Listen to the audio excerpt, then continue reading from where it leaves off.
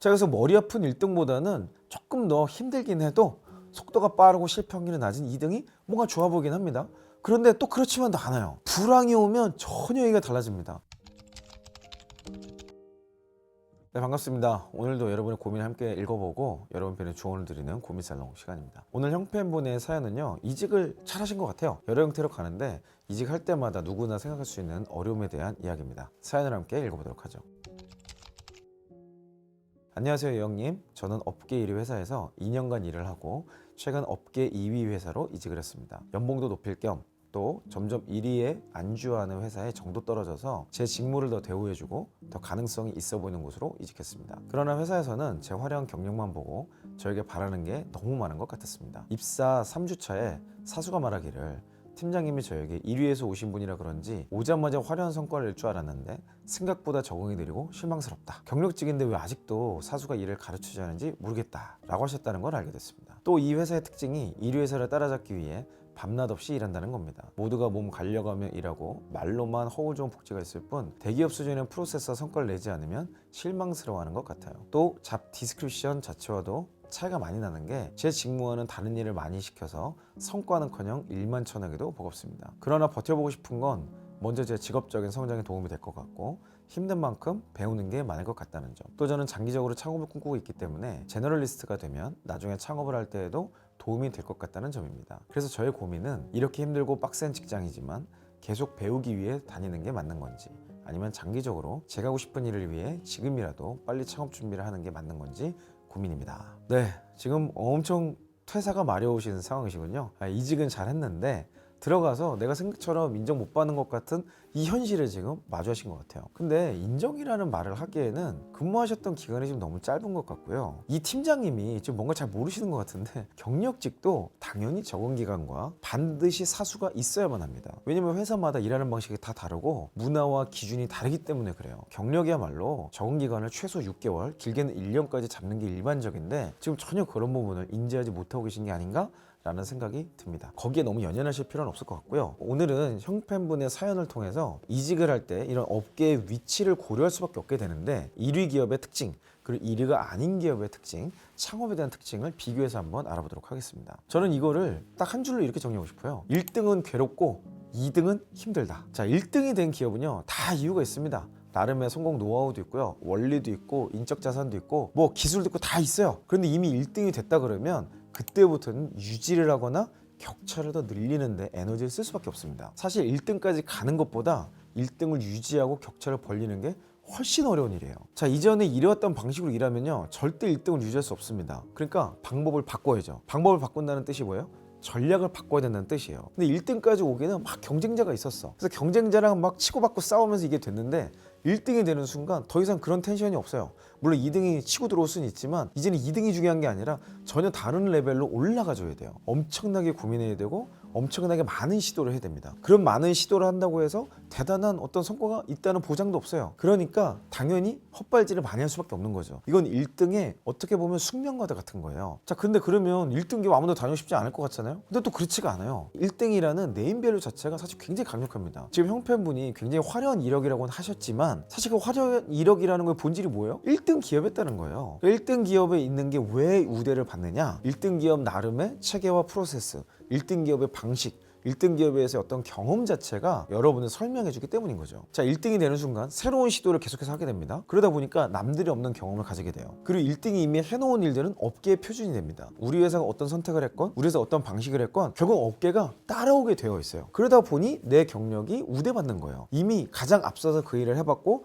많은 시행착오를 겪어봤기 때문에 우대받는 것 뿐이죠. 다시 말하면 새로운 시도와 새로운 지식이 없잖아요. 새로운 경험을 도전하지 않으면 내 경험은 설령 1등 기업이다 하더라도 대단하게 인정받지 못할 확률이 높습니다. 그래서 저는 할 수만 있다면 1등 기업에서 치열하게 고민해봐라. 1등 기업에서 얻을 수 있는 것이 분명히 있다고 말씀드리고 싶어요. 자, 그럼 2등 기업 혹은 2등 뒤에 있는 기업들의 특징은 뭘까요? 여기는요, 힘들어요. 왜 힘들어요? 1등을 따라가야 되니까. 겨우 따라붙은 것 같은데 1등은 또 도망가요. 그럼 2등은 또 그걸 따라가. 왜 1등은 괴롭고 2등은 힘들까? 2등은요, 머리를 많이 쓸 필요가 없습니다. 1등의 한 방식을 그대로 카피하면 돼요. 아마 많은 업계가 그렇게 구성이 되어 있고 이게 잘못된 게 아니에요. 경영에서도 굉장히 중요한 전략이라고 이야기합니다. 심지어 카피캣이라는 책을 보거나 우리 영어는 스승이신 드로커 형님조차도 2등 전략의 실패 확률이 가장 낮고 가장 빠른 생산성을 높일 수 있는 방법이다. 그런 전략이다 라고 이야기하고 있어요. 전혀 나쁜 게 아닙니다. 뭐 카피하니까 무서워 보여요? 아니에요. 카피하는 것도 실력이에요. 카피를 똑같이 하면 문제가 생기겠죠. 조금의 차별화, 조금의 방법의 변화 이런 것들을 찾아내고 시도하는 것도 쉽지 않아요. 그런 것들을 잘 해내야 2등이 될 수 있는 겁니다. 3등은 2등을 모방해요. 또 3등은 1등을 모방해요. 자, 똑같은 카피를 하면서도 우리만의 차별화 포인트를 가져야만 2등의 지위를 유지할 수 있어요. 자, 그래서 머리 아픈 1등보다는 조금 더 힘들긴 해도 속도가 빠르고 실패 확률이 낮은 2등이 뭔가 좋아 보이긴 합니다. 그런데 또 그렇지만도 않아요. 불황이 오면 전혀 얘기가 달라집니다. 성장기에는 이 말이 절대적으로 맞아요. 근데 불황기가 오잖아요. 사람들은 2등을 잊어버립니다. 1등만 기억에 남아요. 지금같이 불황기가 점점 찾아오는 이 시대에 여러분들은 확실한 1등을 선택하려고 하지 않겠어요? 고가로 가거나 럭셔리가 될수록 2등보다는 1등을 선택하게 됩니다. 핸드폰 하나만 봐도 그렇죠. LG 핸드폰이 왜 사라졌어요? 왜 2등이 점점 사라지고 2등이 자리매김을 못할까요? 차별화에 실패했거나 1등이 줄 수 있는 그 가치를 못 주기 때문에 2등인 거예요. 그러다 보니 확실한 차별화 포지션을 갖지 못하는 순간 불황이 오면은 선택받지 못하는 숙명적 위기에 처할 수밖에 없는 거죠. 이 두 가지 사례를 제가 설명드리면서 결론적으로 이렇게 말씀드리고 싶은 게 뭔지 아세요? 1등도 어렵고 2등도 어려워요. 근데 이거를 다르게 설명하면요. 1등에서만 배울 수 있는 게 있고 2등에서만 배울 수 있는 게 있어요. 물론 2등은 3등 이유를 다 포괄하는 내용입니다. 여러분이 어디에 있든 그곳에서만 배울 수 있는 것에 집중하셔야 돼요. 그러면 위치를 옮겨도 거기에서 배울 수 있는 것을 배우게 됩니다. 근데 1등에서도 제대로 못 배우신 분이 갑자기 2등을 간다고 2등에서 뭘 배울 수 있을까요? 가는 순간 2등을 생각하게 되겠죠. 자, 2등에서 내가 제대로 못 배운 사람이 1등을 가면 1등에 무언가를 배울 수 있을까요?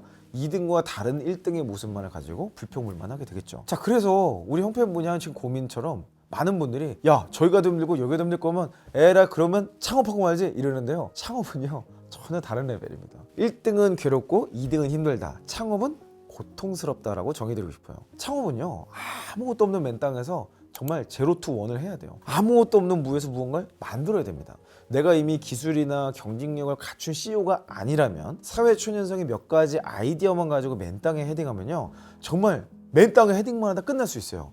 그런 분들이 너무 많습니다. 1등과 2등에서 충분히 배울 것들을 배우고 시뮬레이션 할 수 있는 것들 그 안에서 해보시고 어느 정도 확신과 확률적으로 이렇게 하면 되겠다 라는 구체적인 프로세스가 나올 때 창업하시기를 추천드립니다. 제가 다른 영상에서 경험과 연륜이 준비되지 않은 창업이 얼마나 위험한가에 대해서 말씀드린 적이 있는데요. 창업에 성공한 많은 분들이 회사 내에서 어느 정도 훈련을 받은 뒤에 자신의 아이디어를 접목해서 새로운 고객군들을 창출해내는 것처럼 지금 너무 섣부르게 창업을 고민하시기보다는 회사 생활을 하시면서 창업을 시뮬레이션하는 여러 가지 활동들을 최대한 도전해 보시면 좋겠습니다. 결론적으로는요, 회사 생활 하기 싫어서 퇴사하는 게 최악이에요. 우리 모두는 회사 생활 하기 싫어요.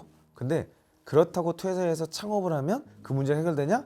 더 큰 어려움이 우리를 기다리고 있을 수 있다는 사실을 절대 잊지 마시고 선택하시면 좋겠습니다. 네, 여러분의 고민은 여러분만의 고민이 아닙니다. 직장 생활하면서 여러분의 고민들을요, 더보기란에 있는 링크에 따라서 자세하게 적어주시면 제가 그 부분에 대해서 의미 있는 내용으로 조언을 드리도록 하겠습니다. 여러분 화이팅 하시고 저는 다음 영상에서 뵙도록 할게요.